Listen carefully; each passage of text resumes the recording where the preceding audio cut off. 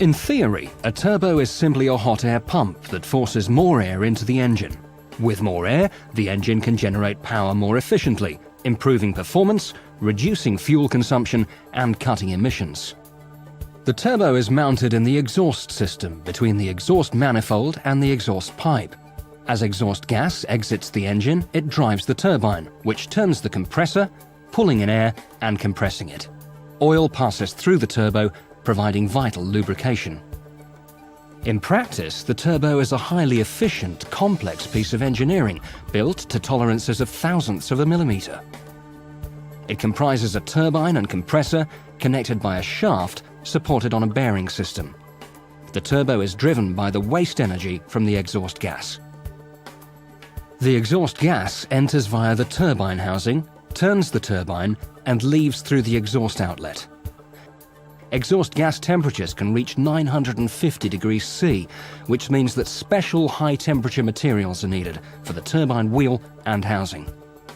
The speed and load of the engine determines how fast the turbine wheel spins. With the engine at idle, the turbine spins at minimal speed. As more gas passes through the turbine housing, the turbine rotates faster. At full speed, the turbine wheel can rotate at up to 360,000 RPM. That's 6,000 revs per second. The compressor wheel is connected to the turbine by a forged steel shaft and is powered by the spinning turbine. Air is drawn into the compressor housing by the compressor wheel and is compressed as the blades spin at high velocity. The shape of the housing converts the high-velocity, low-pressure airstream into a low-velocity, high-pressure airstream at the outlet.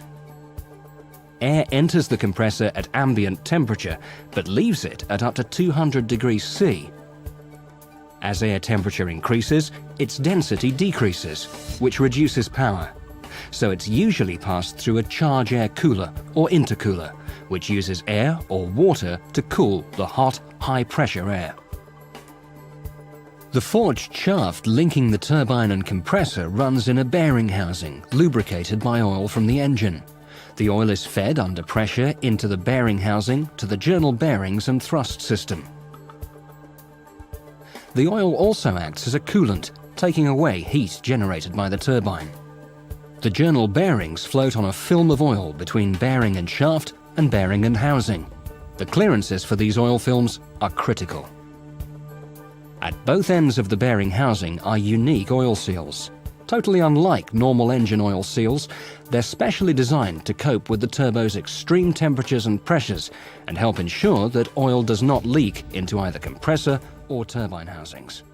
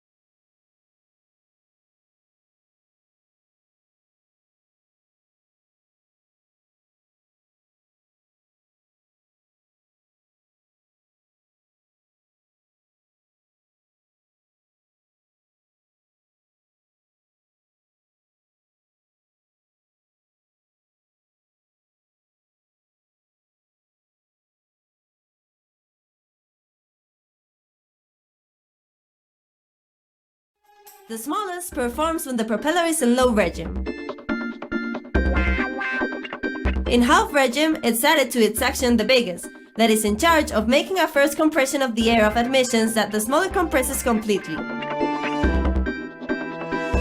There is a valve designed to control the flux of escape gases to the big compressor that receives the total of these ones in 3000 revolutions per minute.